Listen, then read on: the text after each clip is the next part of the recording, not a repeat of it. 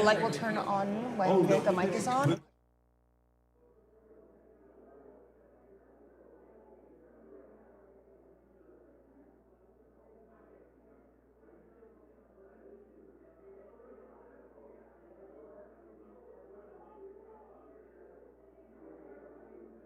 Okay.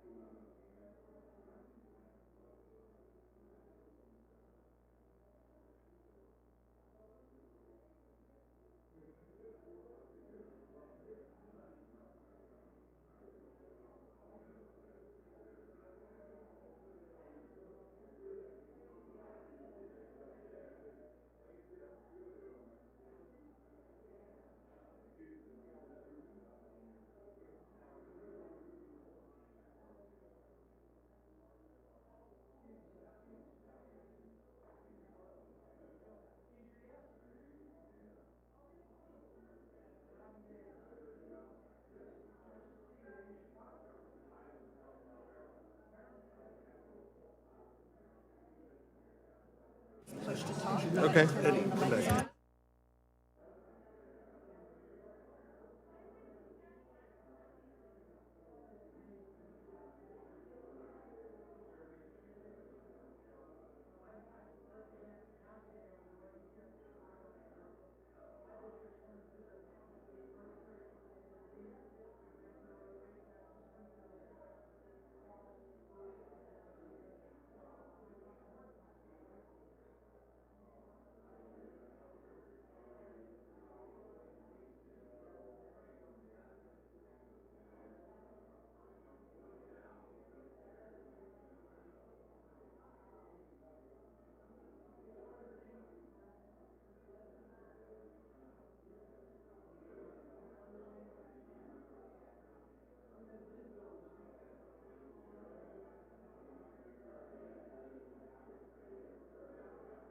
Oh, Hey, we met good. one time before. That was a different mayor. No, was it here?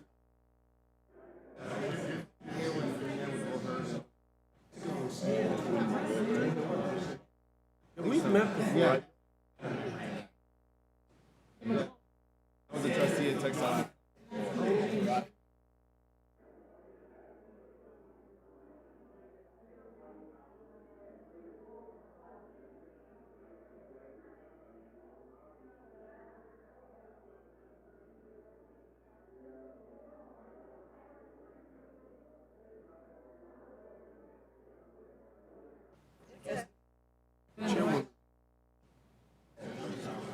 I like the shape. It is. It's like a horseshoe. Or what?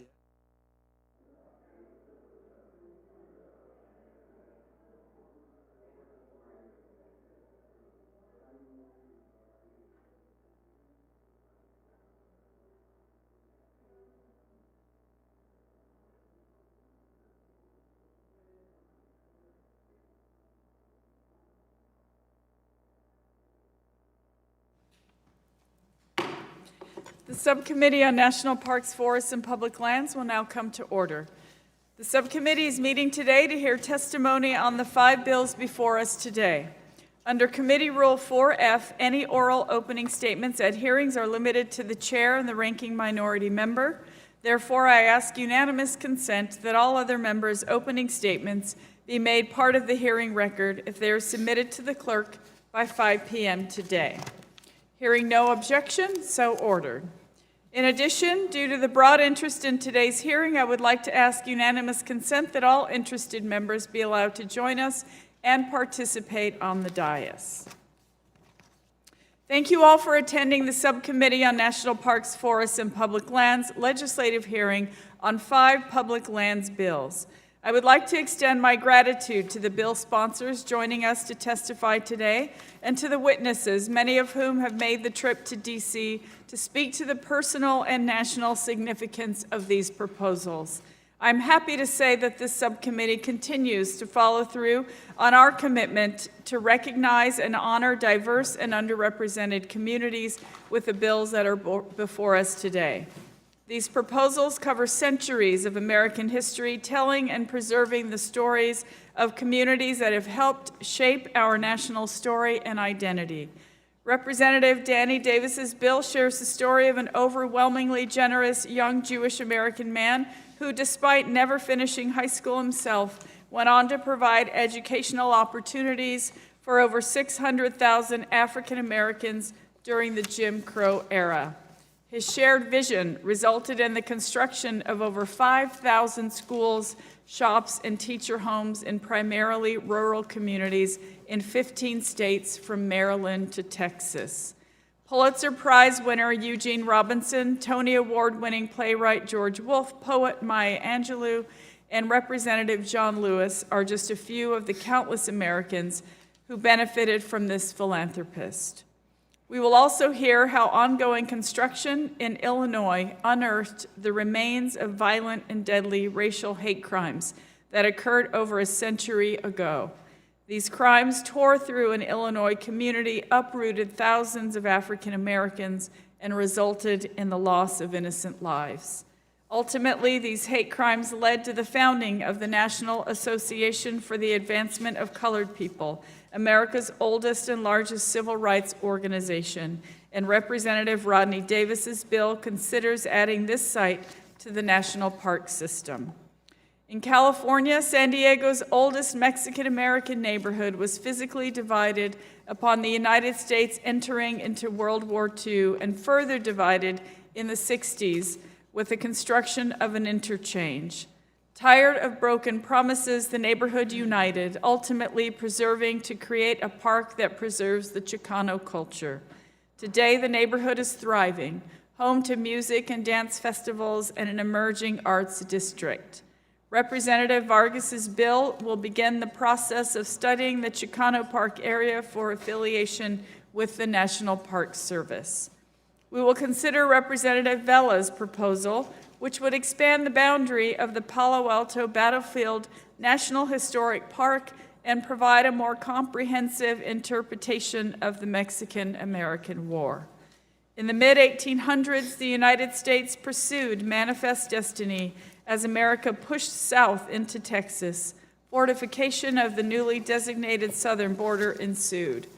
In 1846, a fierce battle erupted at Fort Texas in current-day Brownsville, Texas. U.S. troops twice defeated Mexican troops, pushing them back across the Rio Grande. Fort Texas remained an active military facility until after World War II. Following years of uncertainty, Fort Texas, the last remaining structure from the Mexican-American War, is at risk of being left unprotected and forgotten without this bill. Finally, we'll review Representative Boast's proposal to consider National Park Service management of Monk Mound, the largest prehistoric earthen structure in the New World. Between the 9th and 14th centuries, Mississippian culture spread throughout the Mississippi Valley, forming the largest pre-Columbian settlement north of Mexico. This cultural, religious, and economic center included over 120 mounds, including Monk Mound. In 1982, Monk Mound and the surrounding 1,300 acres were designated as an UNESCO World Heritage Site. It is our subcommittee's responsibility to review and advance legislation that appropriately honors and commemorates those who came before us, ensuring that their stories of injustice and sacrifice are preserved for future generations. At the same time, this subcommittee does not take creating new National Park Service units lightly. We recognize the importance that each new unit must possess nationally significant natural or cultural resources, be a suitable and feasible addition to the system, and require direct National Park Service management. I would like to thank the sponsoring members and witnesses again for being here today. I look forward to hearing your testimonies. I now recognize Ranking Member Curtis for his opening statement. Thank you, Madam Chair. As Chair Holland noted in her opening remarks, the subcommittee meets today to consider 5 pieces of legislation, each of which relates to the National Park System. 2 would authorize special resource studies, 2 propose the addition of the new units to the system, and the final bill would add additional acreage to an existing unit. As we consider requiring the National Park Service to complete more special resource studies and add additional acreage to management, I hope we will keep in mind the budgetary constraints currently facing the park system and the significant backlog in deferred maintenance. The current $12 billion deferred maintenance backlogs is 4 times the annual budget for the agency. I hope we'll be cautious as we consider new additions to the National Park System, and I hope that House leadership will allow for ranking Republican bishops Restore Our Parks and Public Lands Act to come to the House floor for a vote. I've been a strong advocate for this bill and believe it will help ensure our parks can be enjoyed by future generations. With that said, I'd like to briefly share my thoughts on the bills before us today. First, we'll discuss H.R. 139, offered by my friend Mr. Rodney Davis of Illinois. This bill would establish the Springfield Race Riot National Historic Monument as a unit of the National Park System. The site to be designated by this bill commemorates the Springfield Race Riots of 1908, a tragic event in our nation's civil rights history which spurred social reforms to come together in 1909 to form the National Association for the Advancement of Colored People, NAACP. Earlier this year, the Park Service completed a survey of the site and concluded that it was likely that the site would meet the criteria for inclusion in the National Park System if fully analyzed through a Congressional authorized special resource study. Next, we will hear testimony of H.R. 486, offered by Mr. Vargas of California. This bill requires the Secretary of the Interior to conduct a special resource study of Chicano Park and its murals located in San Diego, California. This is a 7.4-acre park known for its display of nearly 50 vibrant murals depicting the history of the culture. I think we should consider the content of these murals when we analyze various proposed designations over this area. Next, we'll hear testimony of H.R. 3250, offered by Mr. Danny Davis of Illinois. This bill would require the Secretary of the Interior to conduct a special resource study of the sites associated with the life and legacy of Julius Roswald, with special focus on the Roswald schools. Over the course of his life, he donated millions of dollars to public schools, colleges, and universities, museums, Jewish charities, and African-American institutions. Of all his philanthropic efforts, Roswald was most famous for more than 5,000 Roswald schools he established throughout the South for poor, rural African-American youth, and the 4,000 libraries he added to existing schools. I believe this is important African-American history to preserve, and I look forward to hearing from our witness on this legislation. Next, H.R. 3824 is sponsored by Mr. Bost of Illinois. This bill would establish the Chicoya, and I hope you can help me pronounce that, mounds, Mississippian Culture National Historic Park in Illinois as part of the National Park System. These mounds are the largest pre-Columbian settlement north of Mexico. In 2016, the National Park Service concluded a survey of these mounds, which recommended that a full special resource study be authorized by Congress to more completely evaluate the criteria for inclusion in the National Park System. The final bill before us today is H.R. 4139, offered by Mr. Vela of Texas. This bill would authorize the transfer of roughly 166 acres from the International Boundary and Water Commission to the National Park Service to become part of the Palo Alto battlefield. The additional includes the historic Fort Brown, a crucial location during the Mexican-American War. Thank you to all of our witnesses for their presence here today. I look forward to hearing your testimony. Thank you, Ranking Member Curtis. Now, I would like to turn to our first panel and welcome the members of Congress who wish to testify on the bills they have sponsored. Under our committee rules, oral statements are limited to 5 minutes, but you may submit a longer statement for the record if you choose. The lights in front of you will turn yellow when there is 1 minute left and red when time has expired. The chair now recognizes the gentleman from Illinois, Mr. Danny Davis. Thank you. Thank you, Chairwoman Halen, Ranking Member Curtis, and members of the subcommittee. I'm grateful for your consideration of H.R. 3250, the Julius Rosenwald and Rosenwald Schools Act of 2019. It is my strong hope that Congress will advance this bill to authorize a resource study to consider establishing national park sites to honor the incredible social and community impact of Julius Rosenwald and the Rosenwald schools. It is reported that President Lincoln was fond of quoting Henry Peter Brougham by saying that education makes a man easy to lead but difficult to drive, easy to govern but impossible to enslave. Many people do not know the tremendous contributions that Julius Rosenwald and the Rosenwald schools made to the citizenry and culture of our country. Although I did not attend a Rosenwald school, I know the importance of Mr. Rosenwald's work to bring education to African Americans in the rural South, embodying the spirit of Lincoln's words. Many of the small towns where African Americans lived during Mr. Rosenwald's time had no school at all, and if they had one, it often only went to the 6th or 8th grade. As one who has lived in and represents the area where Sears Roebuck was headquartered, I also understand the importance of Mr. Rosenwald's influence on the cultural and economic development of Chicago and this nation, both as the highly successful president of Sears Roebuck and Company and as a deeply committed philanthropist. Moved by Booker T. Washington's friendship and autobiography, Mr. Rosenwald worked with Mr. Washington and Tuskegee Institute and other leaders to establish the Julius Rosenwald Fund. The fund partnered with local communities to create over 5,300 schools, serving almost 700,000 students in the South, Black students.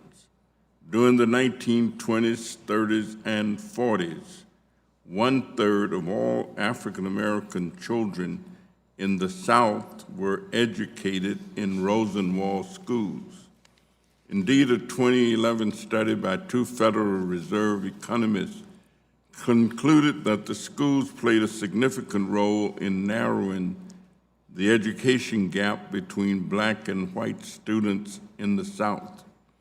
Mr. Rosenwald's impact on American life and culture exceeds that of his schools. To help African American communities, Mr. Rosenwald and the Rosenwald Fund provided matching grants to construct YMCAs for African Americans during the Jim Crow era, supported the early NAACP cases that eventually led to the Brown versus Board of Education, provided fellowships to African Americans in the arts and sciences, and supported a number of historically Black colleges and universities, including Fisk, Dillard, and Howard. The recipients of the Rosenwald Fund Fellowship over 20 years reflects an amazing list of Americans who have contributed greatly to our society, including John Hope Franklin, Jacob Lawrence, Marian Anderson, Zora Neale Hurston, and Langston Hughes, just to name a few. In addition, Mr. Rosenwald improved the lives of those in Chicago with a special focus on vulnerable individuals. He used his wealth to provide medical aid, social services, and housing for immigrants, Jewish communities, the poor, and African Americans. He supported higher education and helped establish the Museum of Science and Industry. Given the breadth of his influence to address racial and socioeconomic inequalities across the nation. We hope the future Rosenwald Historical Park would include multiple sites, including a visitor center in Chicago, to focus on Mr. Rosenwald's overall contributions, as well as multiple restored schools in several southern states. So I thank the subcommittee and ask for your leadership to advance this bill to help honor the life and legacy of American philanthropist and business executive Julius Rosenwald, with a special focus on Rosenwald schools. I thank you, Madam Chairman, and yield back the balance of my time. Thank you, Mr. Davis. The chair now recognizes the gentleman from Illinois, Mr. Rodney Davis. Thank you to my good friends, Chair Holland and also Ranking Member Curtis. And I'd also like to thank the full chair of the committee, Chairman Grijalva, for giving us this chance to testify, and also the other members of the Natural Resources Subcommittee on National Parks, Forests, and Public Lands for allowing all of us to be here. I hope to be here to urge your support of my bill, H.R. 139, the Springfield Race Riot National Historic Monument Act, to designate the site of the 1908 Springfield Race Riots a National Historic Monument to preserve and recognize it as an important part of our nation's history. The site and artifacts were unearthed during the construction of the Carpenter Street segment of the Springfield Rail Improvements Project and consists of the remains of 5 homes that were burned during the 1908 Springfield Race Riot. This site represents one of the 3 worst race riots in our nation's history, where terrible and appalling events of racially motivated mass violence were committed against African Americans for merely existing in their own community, destroying an entire neighborhood as a result. This event, and others like it in Illinois, demonstrated at that time that racial injustice was not limited to an area only in the south of our country, but one to be addressed across our great nation. Ultimately, the riots that occurred at the site played an integral role in the formation of the National Association for the Advancement of Colored People, the NAACP, when Ida B. Wells Barnett, a key leader in the African American civil rights movement, launched an anti-lynching campaign to end violence against African Americans as a result of the events in Springfield. Just a year later, in 1909, the NAACP was established and worked tirelessly to improve race relations to ensure that the events that happened just over 100 years ago would never happen again. We must preserve and protect this site for future generations and must never forget the work that's been done to save innocent lives and also remember the innocent lives that were lost. My bill has bipartisan support, and from Illinois, the bill has been co-sponsored by Representative Mike Quigley, Darren LaHood, and also my colleague who's at this dais today, Congressman Mike Bost. This bill has the local support of the Springfield branch of the NAACP, and additionally, the Illinois NAACP, the Central Illinois African American Museum, and the Library of Congress have all been involved in efforts to preserve the artifacts. Madam Chair, I toured the area where they're unearthing more and more artifacts on a daily basis. These artifacts are an amazing part of our history and an amazing remembrance of some of the darkest times in our nation's history. As this process moves forward, I urge the committee to move my bill through the House in order to give this site the proper recognition that it deserves. And I do want to offer a reminder that the Department of Interior has already done a reconnaissance study on the site, and we've been working hand in hand with them. I want to make sure that this bill will be a reminder of how far this nation has come and the work yet to be done. And thank you. I yield back the balance of my time. Thank you, Mr. Davis. The chair now recognizes the gentleman from California, Mr. Vargas. Good morning, Madam Chair and Ranking Member and committee members. And again, thank you very much for the privilege of being here. I want to thank you also for the privilege of inviting me and allowing me to introduce Ms. Josephine Talamantes, or Josie as we know her, who is here today to testify on behalf of Bill H.R. 486, the Chicano Park Preservation Act of 2019.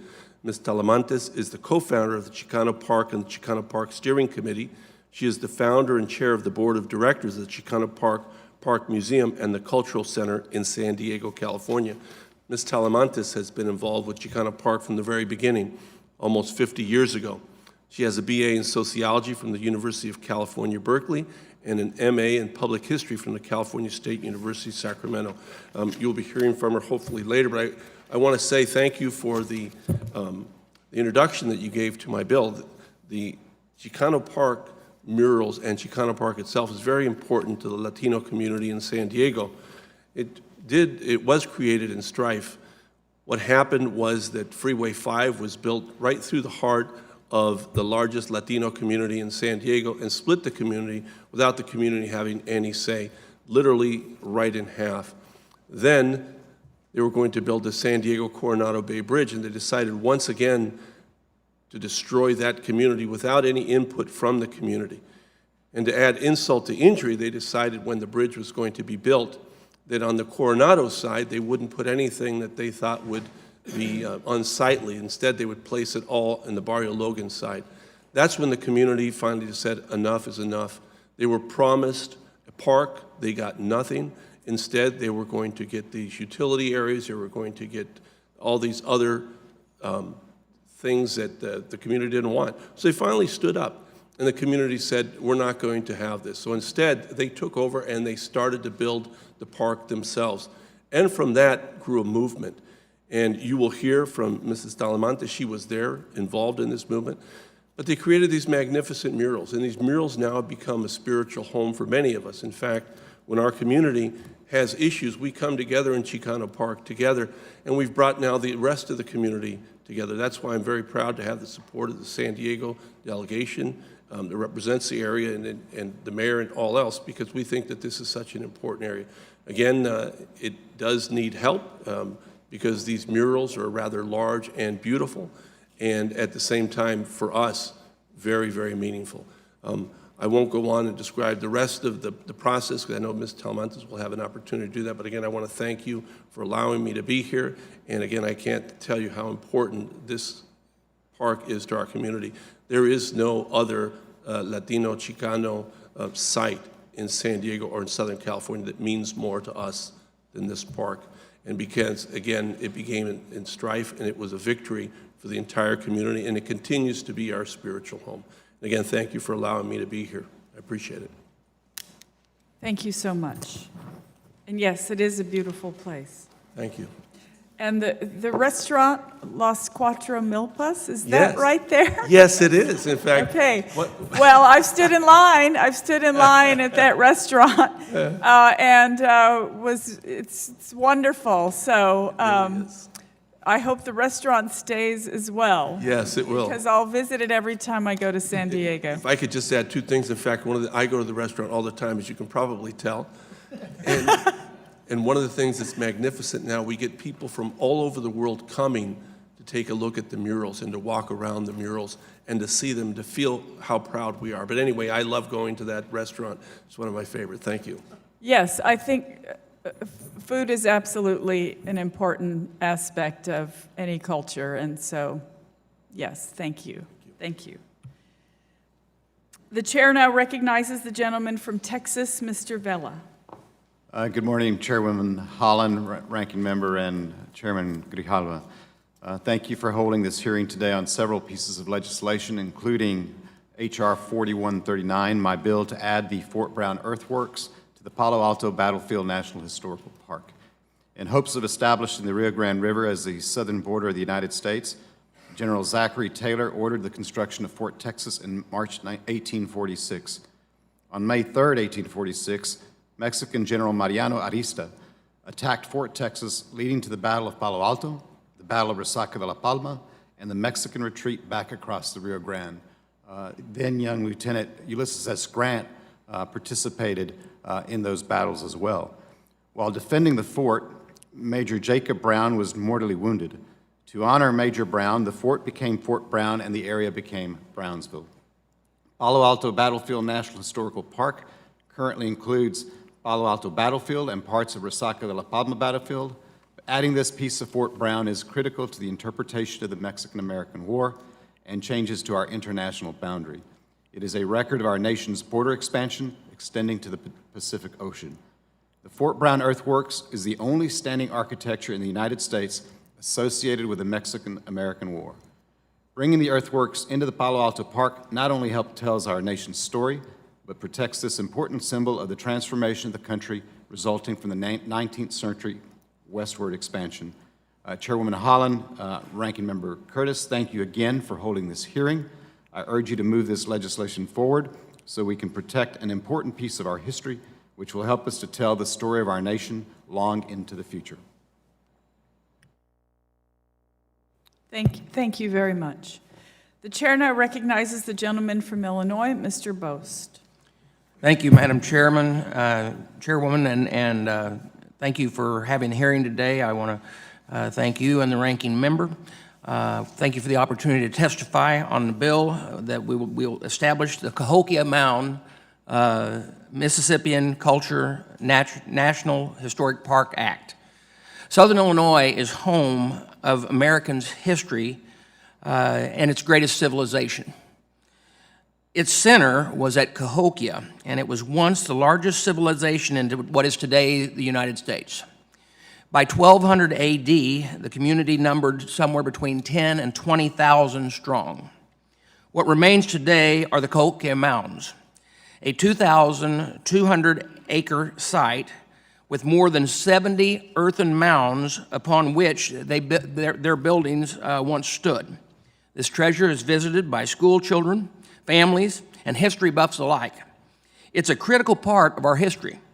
That's why I and our colleague, Lacey Clay, introduced a bill to make Cahokia Mounds a national park. The bill would help preserve this amazing piece of history for generations to come. The process is developing this legislation is long and comprehensive. The Heartlands Conservancy based in the district has undertaken a great effort to study the site for inclusion as a unit of the Park Service. This includes a public planning process and the legislation on criteria that the National Park Service would use in conducting a special resource study. It meets this criteria. The National Park Service itself appears to recognize this great importance of Cahokia Mounds.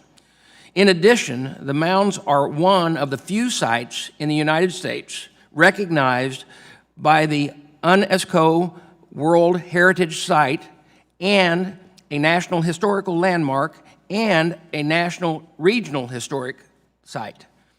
In short, recommendations to pursue a full special resource study of the site would lead to unnecessary duplication, cost, and delay. While I can appreciate my colleagues' desire to follow certain procedures, I encourage them to recognize both the uniqueness of the Cahokia Mounds to the early history of our nation and to recognize the work that has already been completed to make it a unit of the National Park Service. And with that, Madam Chair, I yield back. Thank you so much, Mr. Bost, and thank you all for coming to the hearing. And you have. I'm going to be very brief, Madam Chair. Yes, of Can course. I ask Mr. Bost how to pronounce that one more time? Yes. The first thing I want to do is the name is Bost, so that's how that's pronounced. But Cahokia. Cahokia. Cahokia. Yeah. And it is, and if I can add to just a little bit, Madam Chair, Cahokia, to people that know and understand the region and study history of this nation, the Cahokia tribes that were there, it is very, very well known in the community, and like I said, for those studying history, and those mounds are very identifiable. Thank you so much, and thank you for letting me know how to pronounce your name. I face that a lot myself, so I know how you feel. Thank you. Okay, well, thank you all so much for being here, and I thank the sponsoring members of Congress for their valuable testimony. I now invite panel 2 to take their places at the witness table.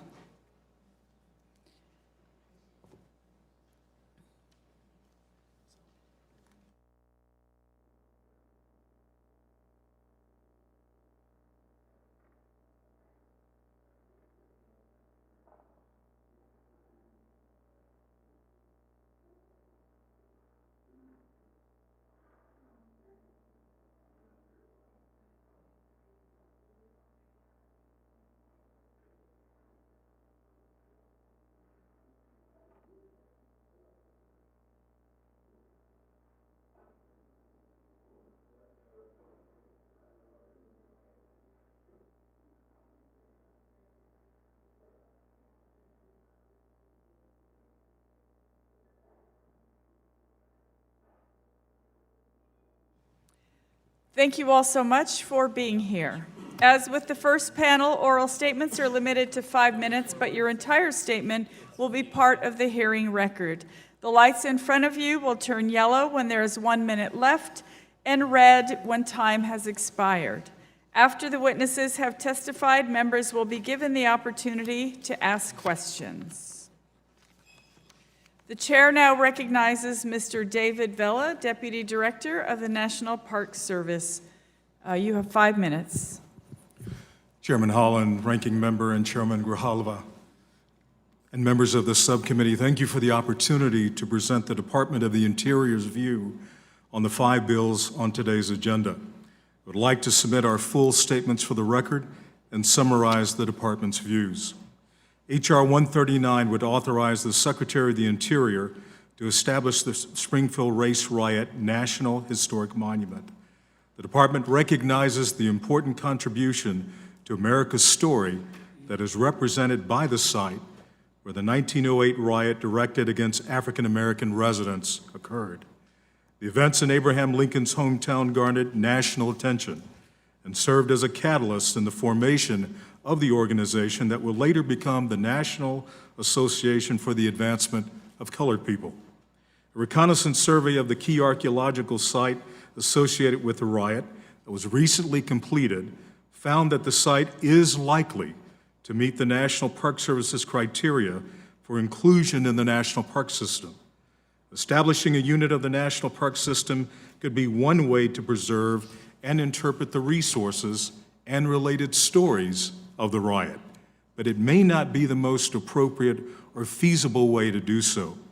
If the committee chooses to act on this bill, traditionally a special resource study could be authorized to develop management scenarios and to engage the public on potential National Park Service management. H.R. 486 would direct the Secretary of the Interior to conduct a special resource study of Chicano Park and its murals in San Diego, California. Chicano Park is located on land owned by the City of San Diego and California Department of Transportation. While the department recognizes the national significance of Chicano Park and its monumental murals for their association with the Chicano Civil Rights Movement, we do not support authorizing a special resource study of the site. The study would not allow consideration of any options that involve federal acquisition of property related to Chicano Park and its murals. Special resource studies are designed specifically to assess whether a site is appropriate for addition to the National Park System, which does not appear to be the goal of this bill. H.R. 3250 would direct the Secretary of the Interior to conduct a special resource study of the sites associated with the life and legacy of Julius Rosenwald, with special focus on the Rosenwald schools. The Rosenwald school system, created in partnership with Booker T. Washington and funded by Julius Rosenwald and local African American communities, resulted in the construction of over 5,000 schools and associated buildings for African American children living in the segregated South. The department recognizes that Julius Rosenwald and the Rosenwald schools represent an important story, but we do not support enactment of H.R. 3250 at this time, as resources needed to reduce the National Park Service's $11.9 billion deferred maintenance backlog and address other critical national park needs. However, if the committee decides to move forward with this legislation, we would appreciate the opportunity to work with the committee to refine the scope of the study. H.R. 3824 would authorize the establishment of Cahokia Mounds Mississippian Culture National Historical Park. The mounds at Cahokia were a regional ceremonial and civic center for the societies that lived in the southeastern and midwestern United States after 1000 A.D.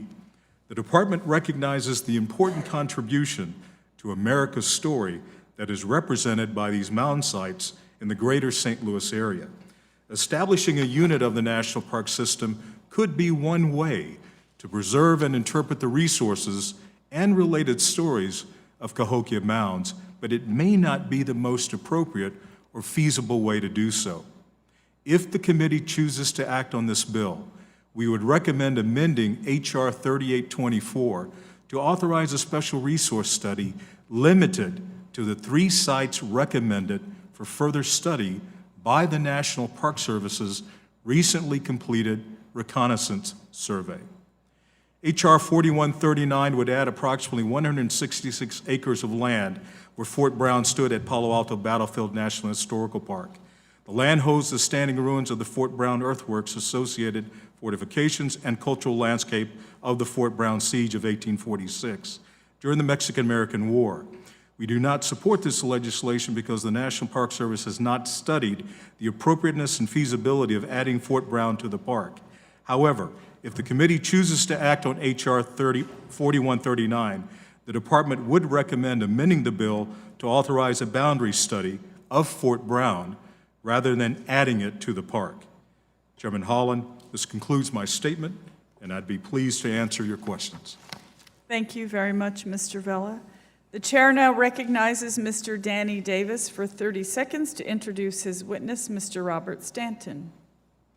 Is Danny Davis, okay. In that case, Mr. Stanton, you have 5 minutes. Thank you very much, Madam Chair. Thank you very much, Madam Chair Holland, Ranking Member Curtis, and certainly acknowledgement to Chairman Grijalva. Thank you for the opportunity to provide the views of the campaign to create the Julius Rosenwald and the Rosenwald School National Historical Park, the Rosenwald School Study Act. I'm the Vice President of the campaign of the Board of Directors. As a former director of the National Park Service, I know the tremendous power placed to move, to educate, to inform, and to inspire the American public about the natural grandeur of our country, and most certainly the dramatic and sometimes difficult stories of our national life. I grew up in East Texas, in the historic community of Mosier Valley. Although I did not attend a Rosenwald school, my parents and other community members had to fight to get better education for me and my contemporaries during the time of separate but equal. I know firsthand the importance of African American access to quality education to further achievements and contributions to our nation. The campaign strongly supports the passage of H.R. 3250, as does the National Park Conservation Association and the National Trust for Historic Preservation. This bill directs the Secretary of the Interior to conduct a special resource of the sites associated with the life and legacy of Julius Rosenwald and the legacy of the Rosenwald School. Certainly, this study is critical to the first step that would determine the national significance, suitability, and feasibility of establishing the Julius Rosenwald and the Rosenwald Schools National Historic Park as a unit of our great national park system. As been pointed out earlier, the son of German Jewish immigrants, Julius Rosenwald used his extensive business skills to help Sears and Roebuck, the retailing powerhouse of the early 20th century. In doing so, he became rich, yes, rich, but he used his great wealth to promote the educational well-being of African Americans and other fellow citizens in need. After becoming a trustee of Tuskegee Institute in Tuskegee, Alabama, Mr. Rosenwald agreed to a request from Booker T. Washington to provide funds for a pilot program that would enable the building of 6 rural schools for African Americans in Alabama. Following through on this vision and the guidance of others on his behalf, Rosenwald Fund helped to construct, eventually over a period of 20 years, some 5,000 schools and support facilities. These schools helped to give 1/3 African American children in the Jim Crow South a chance to a better life. As been pointed out earlier, about 500 schools still survive today and remain the focus of pride in education within their respective communities. Congressman John Lewis, my hero, is a graduate of the Rosenwald School, and so is the writer Maya Angelou. In 1997, Rosenwald created the Julius Rosenwald Fund, which made other substantial contributions to improving American life. And most importantly, as it relates to me personally and professionally, he helped the NAACP and others to argued successfully before the Supreme Court, which rendered a decision that in the field of public education, the doctrine of separate but equal has no place. The unanimous decision rendered by the Supreme Court in 1954. That was in part made possible through the generous contribution of Mr. Rosenwald. And certainly his contributions to the intellectual development and the contributions of noted historians such as Dr. John Hope Franklin, who served as the chairman of the National Park System Advisory Board when I was the director of the National Park Service. And he donated substantially to major programs, including the YMCA, the YWCA, and schools in medicines and sciences. Creating a park to honor the legacy of Julian Rosenwald, and certainly the Rosenwald legacy of contributing to others, is a contribution that I think we can make as a nation, not only to honor those who contributed to the past, but it will provide a source of inspiration to our young people today and to our parents and to our educational institutions. For it's on their shoulders that our contributions will continue to be vivid and be made alive to help this generation to overcome any obstacle that they may confront. In closing, as I have noted earlier, I am a former Park Service employee, and I know that this is a kind of story that should be told within the confines and the history and the regulation and the policy of the Park Service, for it will be an enduring legacy on our behalf to future generations, that we recognize the contribution of those who have gone before and that we accept the challenges of today so that those who will succeed us will build upon whatever legacy that we may leave behind. And the legacy of Julian Rosenwald has set that standard. Thank you, Madam Chair, for this opportunity to present this testimony.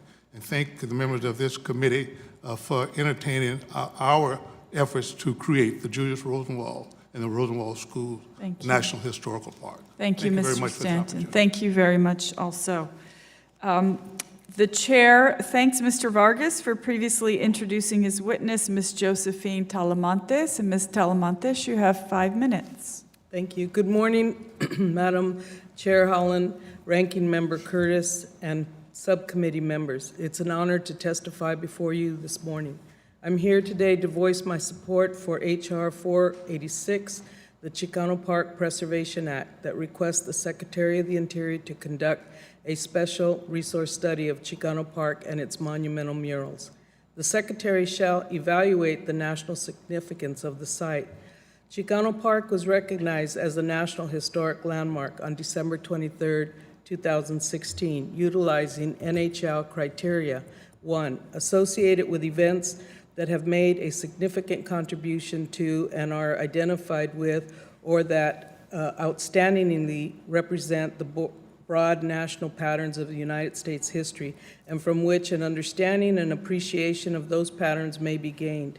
And NHL criteria 5, that composed integrated parts of the environment not sufficiently significant by reason of historical association or artistic merit to warrant individual recognition, but collectively composed an entity of exceptional historic or artistic significance or outstandingly commemorate or illustrate a way of life or culture. The assessment utilized the NHL theme, visual arts, architecture, areas of significance, national historic context following the American Latinos and the making of the United States theme study in the areas of Chicano muralism and the Chicano civil rights movement. The Secretary shall determine the suitability and feasibility of designating the sites as an affiliated site of the National Park System. Chicano Park and the monumental murals would be honored to be designated as an affiliated site of the National Park System without falling under the ownership of NPS. The Secretary shall consider other alternatives for preservation, protection, interpretation of the site by federal, state, or local government entities or private nonprofit organizations. Chicano Park Museum and Cultural Center is a 501c3 with a focus on art, history, and science established for the protection and interpretation of the history of Chicano Park, the monumental murals, the neighborhood of Logan Heights, Barrio Logan, and the border region. Secretary shall consult with interested federal, state, and local governmental entities, private and nonprofit organizations, or any other interested individuals. Chicano Park Steering Committee and the Chicano Park Museum and Cultural Center work with all those who are interested in providing technical support and/or guidance in maintenance, preservation, and interpretation of the cultural resources found in Chicano Park and the surrounding cultural district, which was recently designated by the California State Legislature. We have worked closely with the City of San Diego Historical Society, Save Our Heritage Organization, the California Arts Council, Office of Historic Preservation, California, California Department of Transportation, and others. The Secretary shall identify cost estimates for any development, interpretation, operation, and maintenance associated with the alternatives. The Chicano Park Museum and Cultural Center, working with the City of San Diego, is now focused on renovation and abatement of a 10,000 square foot facility located in Chicano Park that will maintain collections and archives, develop programs for identification and protection of the historic site that will make it possible to tell a more comprehensive story of American history. We are currently researching and developing methods for preservation and perfecting restoration, rehabilitation of this nationally significant site for the betterment of the people. We focus on research and interpretation for our future generations. We are currently developing programs and collecting oral histories from elders from the community in conjunction with our local library and through our Turning Wheel mobile classroom. We support H.R. 486 and understand that the report will be available 18 months from the date of which resources are made available for the study. We are confident that this may occur sooner, as Chicano Park and the Chicano Park monumental murals have gone through extensive assessment to be placed on the National Register of Historic Places and listed as a National Historic Landmark. Chicano Park is a unique cultural resource adding to the history of our great nation. Thank you for your time, and I hope that you will vote favorably for H.R. 486. Thank you, Ms. Talamantes. The chair now recognizes Mr. Vela for 30 seconds to introduce his witness, the Honorable Juan Tre Mendez. Thank you again, Chairman Holland, for allowing me to introduce my mayor and friend, Trey Mendez, who is also accompanied by two Brownsville City Commissioners in the audience, John Cowan and Nurith Golonsky. Mayor Mendez is a lawyer, a businessman, and the three of them represent a new generation of leadership in our local community. He was born and raised in Brownsville, graduated from the University of Texas at Brownsville, and is a fellow graduate of the University of Texas Law School. Prior to becoming mayor, Trey served for 9 years as a trustee for Texas Southmost College. He is also co-founder and vice president of the Brownsville Society, a nonprofit corporation focused on bringing awareness to Brownsville's history and architecture through education, awareness, and hands-on projects. As you can see, Mayor Mendez can more than adequately speak to what this piece of legislation will mean for the community that he and I both represent. Thank you. Yes, you have 5 minutes, Mr. Mendez. Thank you. Good morning, Madam Chair Holland, Ranking Member Curtis, and the other members. I knew I was going to do that. She even told me. Good morning, Madam Chair Holland, Ranking Member Curtis, and the other members of the subcommittee, and thank you, Congressman Vela, for the introduction. I'm here to speak on behalf of H.R. 4139. For 80 years, the Brownsville community and the National Park Service have worked together on projects to preserve the sites of the U.S.-Mexican War in the Rio Grande Valley of Texas. In 1939, the Brownsville Chamber of Commerce approached Congressman Milton West with an initial proposal to preserve the Palo Alto and Resaca de la Palma battlefields.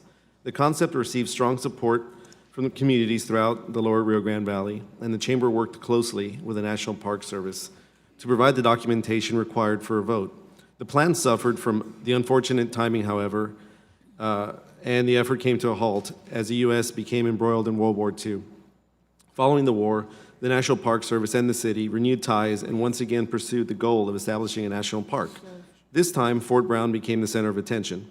The U.S. Army decommissioned the post in February 1946, and the War Assets Administration made the buildings and grounds available to other federal agencies. The National Park Service, with the backing of the city, expressed interest in establishing a National Historic Site at the location of the 1846 Fort Brown Earthworks. Unfortunately, the IBWC also made a claim to this tract to support its levee system along the Rio Grande. Congress passed a bill to transfer land to the IBWC before the National Park Service could complete its request, and the proposal for a national park faded. The Park Service did help convince IBWC to lease the Fort Brown property to the city of Brownsville on a long-term basis so that the area could be preserved as a historic park. In subsequent years, the Park Service and the city government continued to work together to document the Mexican war sites. This resulted in the designation of Palo Alto Battlefield, Resaca de la Palma Battlefield, and Fort Brown as National Historic Landmarks in December of 1960. With the success of this action, the community once again pushed for the creation of a national park that encompassed all three of the 1846 sites. The proposal received strong support from regional officials of the National Park Service and rose to the highest levels of the agency. Unfortunately, Department of State officials opposed the legislation, asserting that establishment of a national park focused on the U.S.-Mexican War would strain relations with Mexico at a time when the U.S. was seeking to secure strong allies in the Cold War. This resistance effectively quashed the proposal, and the bill never made it to vote. Activity resumed in 1976 as the United States celebrated its bicentennial. Frankie Tudia, a prominent local businessman, noted that national excitement over the American Revolution had overshadowed the importance of the U.S.-Mexican War, and he expressed concern about the neglect of the Brownsville battlefields. He purchased a portion of the Resaca de la Palma site to protect it from development and appealed to Congressman De La Garza to have it and the Palo Alto battlefield designated as a national park site. The National Park Service endorsed the project, but favored focusing on Palo Alto, the better preserved of the two battlefields. Congressman De La Garza did draft a bill to protect that site, and with the extensive support from Ituria, successfully sponsored Public Law 95-625. In the aftermath of this legislation, the Park Service worked to fulfill its requirements. The agency briefly maintained an office in Brownsville and eventually conducted business from the Padre Island National Seashore. From that office, the Park Service directed the required boundary study and in 1979 proposed the establishment of a 4,500-acre park. The U.S. Office of Management and Budget rejected this plan, and the Park Service developed a revised proposal for 2,985 acres in 1982. Additional studies, including a proposal to amend the Resaca de la Palma battlefield to the park, were hindered by a lack of funding and shifting priorities in Washington. By the mid-'80s, little progress had been made towards the protection of these battlefields. Another cooperative effort has had a significant impact on preservation of a 32-acre section of the Resaca de la Palma battlefield. The Brownsville Community Foundation purchased the site from the city and worked closely with Palo Alto Battlefield for several years to develop trails and interpretive opportunities. Over time, however, the management of a historic site conflicted with the mission, and for this reason, Community Foundation board members worked with the city and Congressman Ortiz to develop legislation that would formally include the Resaca de la Palma as a unit of Palo Alto. President Obama signed that bill into law with the passage of the Omnibus Public Lands Management Act of 2009. As you can see, Brownsville appreciates and embraces its history, and many figures have played a pivotal role in the creation of our beloved national parks. So 73 years after Congress transferred the property in 1946, the IBWC, I sit before you requesting that Congress transfer the property to the Park Service, thereby protecting not only the history of our region, but also our great nation for eternity. Thank you. Thank you so much. Thank you. The chair now recognizes Mr. Bost for 30 seconds to introduce his witness, Ms. Mary Vandervoort. Thank you, Madam Chair. It is my pleasure to introduce Ms. Mary Vandervoort. She is President and CEO of the Heartlands Conservancy. She has had more than 15 years of experience in urban and regional planning. One of her present and longtime projects has been the preservation of Cahokia Mounds.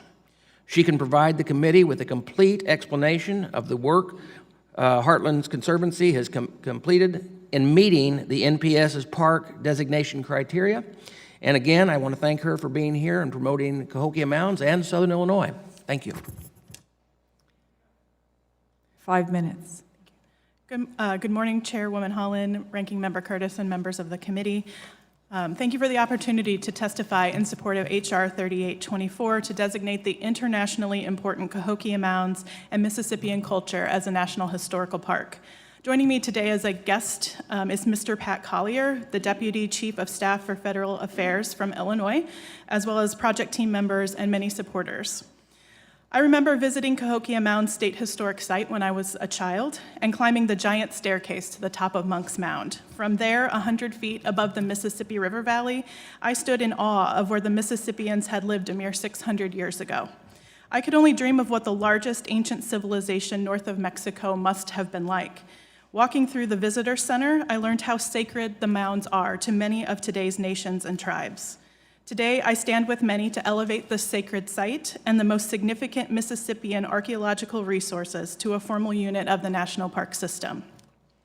The mounds have been studied numerous times over the years, a few of which are deemed significant by the National Park Service. First was the study to establish Cahokia Mounds as a National Historic Landmark, and second is its designation as a UNESCO World Heritage Site. It's the only World Heritage Site in the Midwest and only one of 24 in the entire United States.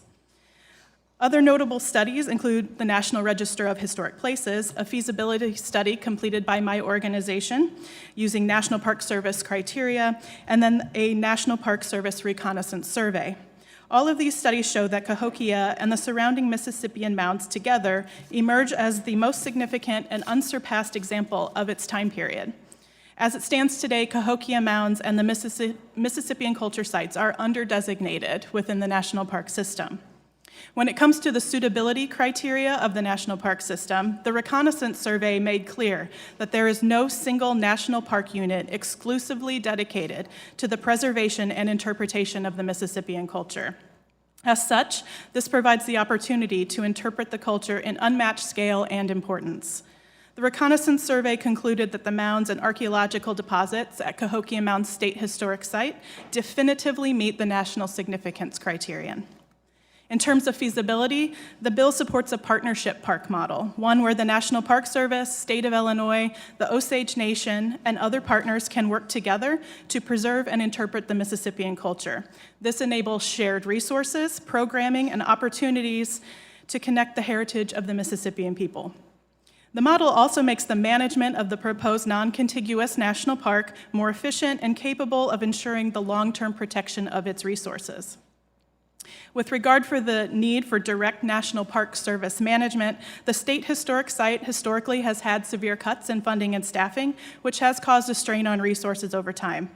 The partnership park approach would be both a benefit to Cahokia Mounds State Historic Site and the satellite sites, while still remaining feasible and manageable for the National Park Service.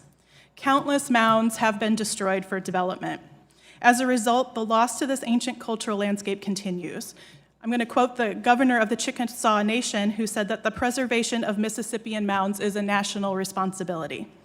Likewise, the Quapaw Nation Chairman John L. Berry wrote in a recent letter, "The National Park designation is an opportunity to provide correct historical information regarding the people and civilizations of this region before European contact. The Quapaw Nation fully supports the national designation to tell their story and their history, and that they still exist today." To conclude, I would like to share a quote from Illinois Governor Pritzker, who I think summed it up perfectly. The groundwork has been done. My organization has developed a thorough, compelling, and rigorous study that meets National Park Service standards and criteria. There is overwhelming support to create a collaborative partnership between the state of Illinois and the National Park Service, as well as other agencies. And I echo the governor's comments in support of H.R. 3824 without an amendment and without adding another study, which would be duplicative at this point. It's on behalf of a state and a region and a stack full of support letters from across the country from individuals who care very deeply for this effort. Thank you very much. Thank you very much, Ms. Vandervoort. And thank you for that valuable testimony. The chair will now recognize members for questions, and under Committee Rule 3D, each member will be recognized for 5 minutes. And I would like to recognize our chairman, Mr. Grijalva, for 5 minutes. Thank you so much, Madam Chair, and thank you very much for this hearing. Each one of my colleagues' legislation represents a part of our nation's history, story, about its people and the various and the diversity of those people and those stories. And I want to congratulate them. It's very important to add to this country's history, to add information and to make sure that we don't forget big chunks of it.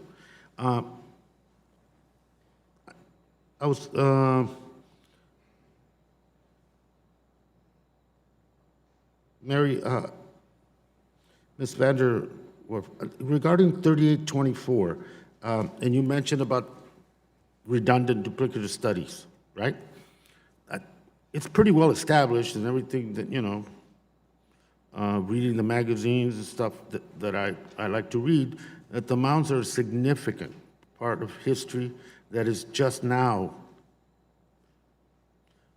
really getting the attention and, more importantly, beginning to describe, research, and catalog what is that history. And I think that that alone is reason enough. But we already have an established process. You've done studies. At what point your point about not needing any further studies but going to the designation, I think is grounded in good facts. And this is one instance in which we not only save time, but we also expedite something that is already an established fact. So I appreciate that. I appreciate the Congressman's point. Mr. Vela, in the recommendations that you give the committee, you have the issue of Chicano Park, which their request is for a study, not for acquisition. It's for a study. And that would create the probability of affiliation with the National Park Service, which is important. I think it's important because it's an affirmation of what we already know. And I go back to the study thing. I think, if I may, Ms. Talamantes, is there ample study, information, historical, archived information that I believe already exists regarding this site? You already have those other designations, historic and otherwise, for us to go directly into the process of beginning that study and that affiliation without any delays. We could respond about the information being available, Ms. Talamantes? Yes, thank you. We've done extensive work with the California Office of Historic Preservation, with the local City of San Diego Save Our Heritage organization, while we were putting forth the information with regard to listing on the National Register.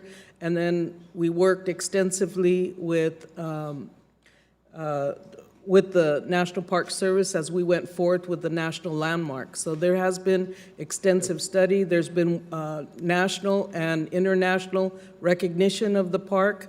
I showed one of the slides quoting a professor in Paris talking about the significance of the area in particular. And we feel that there's a plethora of iconography in the park that articulates historical fact, led by internationally recognized artists. I think that yes. this is, and it's not Chicano Park in Logan, Barrio Logan, and in San Diego is not just a parochial issue.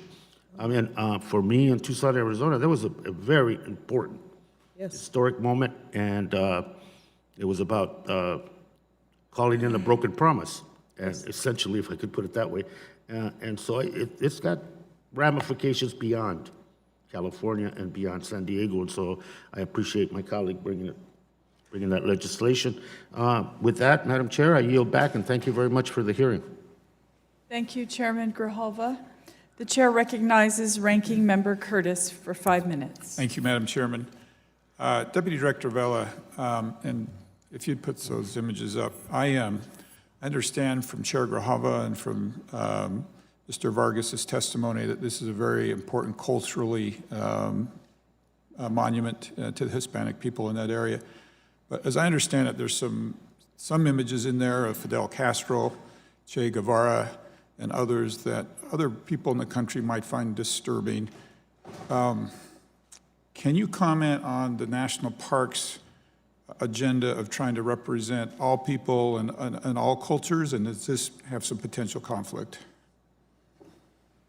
Well, thank you, sir, for that question. As was mentioned in previous testimony, this is an area that has received a lot of attention. As Chairman Grijalva mentioned, it's local, regional, and national. Art reflects a number of perspectives, and our national narrative reflects those perspectives. And so, having been designated as a National Historical Landmark, these images received public comment. And so a process was undertaken, and comments were received at that time. So within the narrative of the national parks, we tell a lot of stories, demonstrate a lot of images and narratives. And through education interpretation, we're able to provide the visitor with a better understanding of why those images exist, why those statues exist, and enable them an opportunity to develop their own thoughts as to the particular image item that they're looking at. And that's the value and importance of interpretation and education, just in general. Ms. Talmanez, I'm good. Talmanetes, did I say that right? Excuse me. Talamantes, thank you. Perhaps you could help me understand. I certainly understand the cultural significance of this, and I don't want to undermine that. But I'm thinking of comparisons, perhaps of a Confederate flag or something that some might find very offensive. Can you help me understand this from that perspective? And are there any sensitivities here that we should be more in tune to understanding? For instance, I'm not sure how the Cuban Americans would respond to this, and maybe you can help me understand that. Well, there's a multitude of different artists from different Latino backgrounds that have painted in the park. The artistic interpretation of Latin American leaders at that historic time reflected itself in the iconography of the park. Many of the authentic revolutionaries who stood up to imperialism in Latin America at that time became images that young Chicano artists painted on the walls. I will say that many of the artists are internationally known. Many were World War II veterans, such as Jose Montoya with the Royal Chicano Air Force. Rico Bueno was a two-time enlistee paratrooper in Vietnam who painted in the park. They were all part of the creation of these murals and the iconography in there. We've worked extensively within San Diego, within California, and as Mr. Grijalva has said, with Arizona, Texas, the Southwest, and have done extensive interpretation of these images throughout the world. It was a place and time, and those images that you're referring to were limited. If I was to count, there are more than 100 murals in the park, depending on how you count a pillar. And with regard to Che Guevara and Fidel Castro that you have pointed out, there are two images, one on one mural, one on another one, out of all of the 100 images. Thank you. I just simply want to put that out there, something that we should take into consideration. And Deputy Director Bell, I think you mentioned this. The language in this bill is a little confusing because it says it shall not consider any options that involve federal acquisitions of lands. And I was under the impression the whole point of the National Park Service Resource Study was to evaluate their suitability and feasibility to be added. Is this a conflict, and do you see this very often? I personally haven't, ranking member, but since we're talking about an affiliated area, affiliated areas can be established through the legislative process and/or administratively. And sites like this do reflect national significance. The difference between an affiliated area and an area that's being considered in a special resource study is that this property is not owned by the federal government, nor is it managed by the federal government. But we do have examples where we do have affiliated areas, And as the witness testified, we do have that collaboration between the parties, and whether it's interpretive, educational, so that does exist even with and through affiliated areas. I apologize, I'm out of time. Thank you to all of you for being here today, and I yield my time. Thank you, Mr. Curtis. The chair recognizes Mr. Vargas for 5 minutes. Thank you very much, Madam Chair, and thank you, the members, for the courtesy of allowing me to speak. I do want to direct you, Mr. Vela, if I could, to the National Park Service affiliated areas, an overview by the Congressional Research Service. It says, these related areas may be recognized by Congress and may receive assistance from NPS, but typically are owned and administered primarily by non-federal entities. So Correct. That's correct, I assume. Yes, sir, that is correct. So that's what I would want the record to reflect, that most of these affiliated areas are not actually owned by the federal government. And it is correct that we don't want the federal government to own this area. That would be something that I certainly would be very much against. But that's why we looked at this particular designation, because in fact this designation is one that is primarily owned by non-federal agencies. I think it is important to address the issue of controversy. I think it's important, and I thank the ranking member for bringing it up. Obviously, there are statues to Andrew Jackson I'd like to see taken down for some of the things that he did to the Native American peoples. And I think that would be appropriate. However, I understand it was a period in time, and it has some significance. Certainly, we have very few. By the way, the most controversial one here is normally Our Lady of Guadalupe.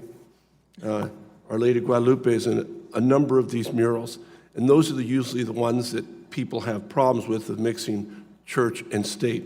Interestingly enough, it's more the religious aspect, not the very, very few controversial historical figures. It's usually how Jesus is depicted and how Mary is depicted through so many of the murals and the culture of my people. So anyway, I would put that out there also, because it is interesting that people have different, art is controversial, and some people's art is controversial because of some of the religious nature of other, maybe because of some of the other people. But anyway, I put that out there because I think that a lot of art is controversial.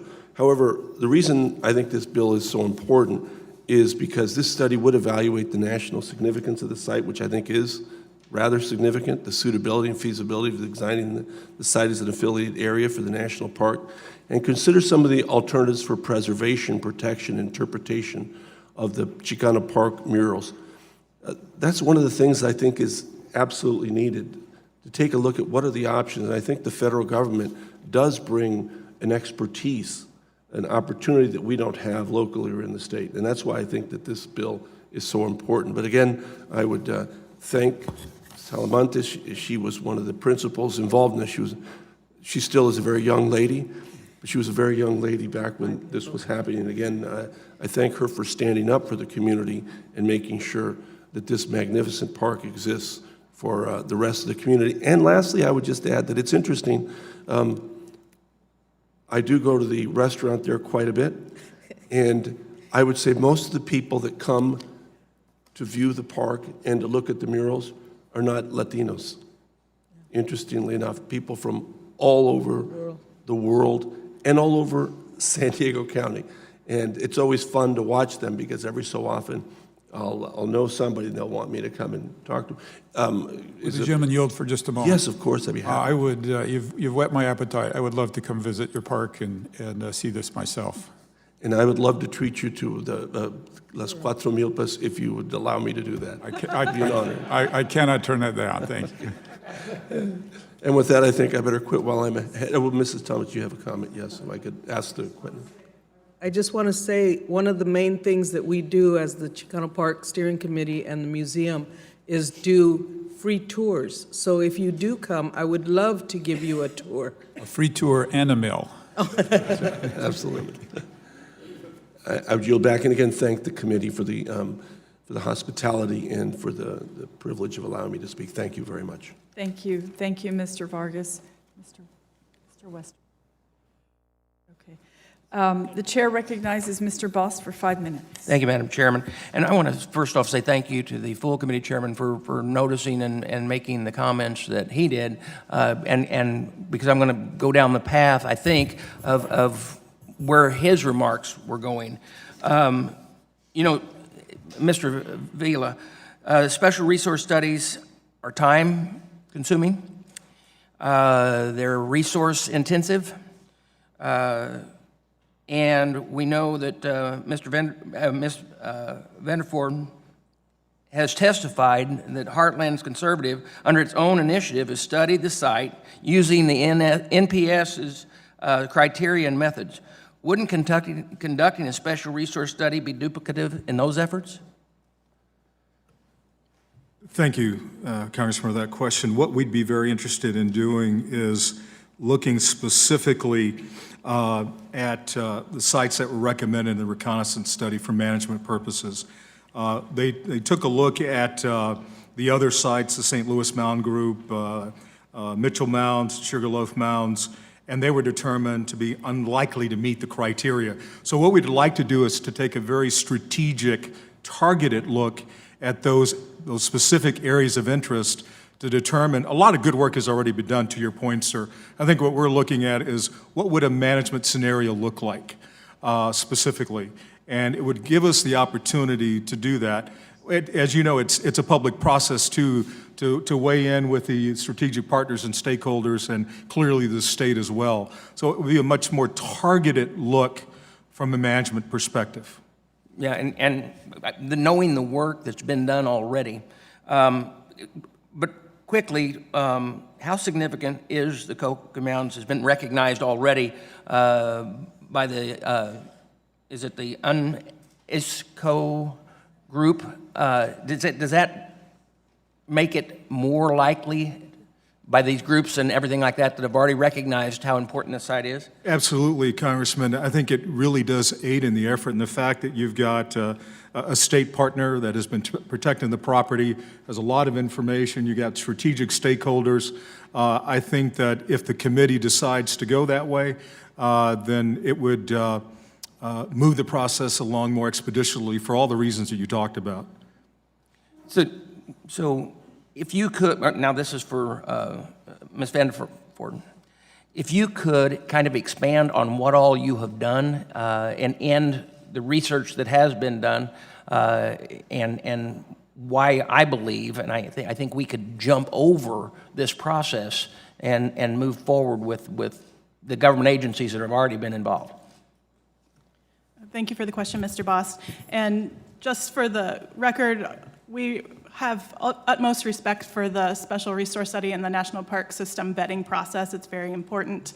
We do think Cahokia Mounds is a rare exception to that process. We did conduct a 2-year study using the National Park Service criteria. We actually surpassed what the National Park Service would typically do in terms of public engagement. We held 13 public meetings throughout the entire St. Louis region, and then we met with 11 tribes and nations all over the country to discuss this with. The recon study did also say that this meets the criteria for significance.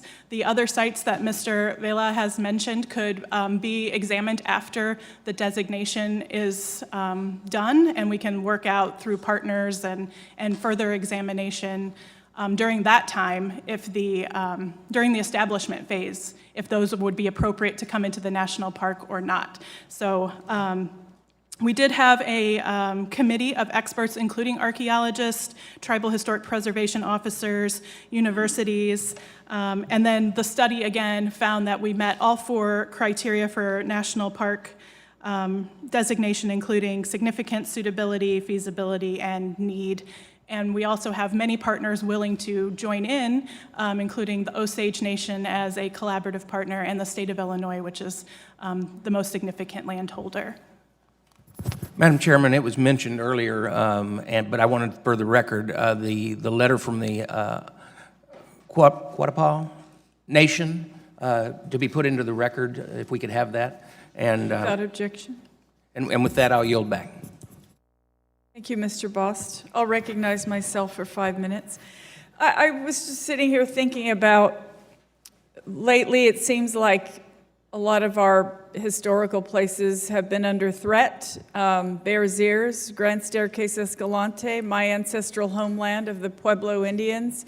I just feel so strongly that it's our obligation to preserve things for our future generations, our children and grandchildren. They need to be able to grow up with these things and be able to tell their grandchildren what our history was. And so I just wanted to get that out into the open. And Ms. Vandervoort, thank you so much for including tribal voices in your testimony. That was very important, and I appreciate it very much. Mr. Vela, my first question goes to you. Today, we have heard from our witnesses that the resources they represent are included in the National Register of Historic Places, are designated National Historic Landmarks, or are inscribed as a UNESCO World Heritage Site. Do any of these designations automatically qualify a resource for inclusion as a unit of the National Park Service? Well, first of all, Madam Chairwoman, thank you for your passion and for your statement about the value and importance of our national historic cultural heritage. What they do is they are an important factor as we look at the planning processes, because what they do, Madam Chairwoman, is they bring a body of work and information that helps us to make our determinations and recommendations back to Congress, whether they're special resource studies, reconnaissance studies, boundary studies. So all of that narrative is extremely helpful as we navigate all of the boxes that we have to check, if you will, to generate a product back to Congress. How does, Mr. Vela, how does inclusion in the National Park System differ from these designations? If they're included in the National Park System, how do those multiple designations work together? Inclusion in the National Park System then provides management responsibilities and ownership. But what we also do is we continue to work collaboratively with those entities and organizations. And I think that just helps to further facilitate the management, operation, and sustainability of those units that we're responsible once they come into the National Park System. So they're extreme value and importance. The data, the interpretation, the partnerships, the synergy is all equally important. Thank you so much. Yes, ma'am. Ms. Talamantes, just tell me what this park means to the community. I mean, what it means when, in your own words, why you think this is so important. Well, the park is our sacred land, and I hope I don't start crying here, but but it is what we call el ombligo de San Diego, which is the center, the belly button, if you will, literal translation of our community. But it extends further than that. It goes out throughout the nation because we have worked with people across the nation, and in particular, our homeland, which is the Kumeyaay land by which Logan Heights is based in. And we honor all of our community. We constantly have events, activities that always begin with a Kumeyaay blessing or with another type of blessing from different religious leaders. We've been attacked in the last couple of years by the alt-right for whatever reason they object to us. And without our even reaching out, a whole cadre of religious leaders stood up with us, and community leaders and regular residents, grandmothers, grandfathers, children have stood in support of us. It is our homeland, our sacred land, and we value it. When it was established, as Congressman Vargas said, it was because of the demise of our community. We went from the second largest barrio on the West Coast outside of East LA with a resident population of about 20,000 down to less than 5,000 within 14 years without a public process. We asked for a park to maintain some type of semblance of community. We were told that there would be a park, and when the bulldozers came to level the land to create a California Highway Patrol substation, the community took no more. And they stood together, grandmothers, children, students, activists, Vietnam veterans returning back to our homeland to stand in support of some sense of semblance of our community. Before there were casinos in the area, our community up until 1954 was segregated through restrictive residential covenants. So when there's more Indian reservations in San Diego County than anywhere else. So when they would leave the res, they would land in Logan Heights. With the destruction of the 5 in the Interstate 75, which is the Coronado Bay Bridge, it left us very, very limited, and we held on to whatever we could hold on to. And so the park really is our heartland, and we honor it as such. And the interpretation going forward of historical narrative is significant for us to continue to tell the story because the history needs to be known outside of us and outside of any attacks on our community because it is California, the United States history of who we are, and we're contributors and fighters in this community and have been disrespected in the last couple of years by calling us a lot of really bad names. And we have contributed to the economic, social, and political development of San Diego and the nation, and we continue to want our story told. Thank you. Thank you so much. That was very powerful. And so our tie to the land is extremely important. Mr. Stanton and Honorable Mr. Mendez, thank you so much for your testimony. I'm sorry I didn't have time to get to my questions. We can submit those, of course, and I will explain how, but I really appreciate all of you being here today. The members of the committee may have some additional questions for the witnesses, and we will ask you to respond to these in writing. Under Committee Rule 3.0, members of the committee must submit witness questions within 3 business days following the hearing, and the hearing record will be open for 10 business days for these responses. If there is no further business, without objection, the committee stands adjourned.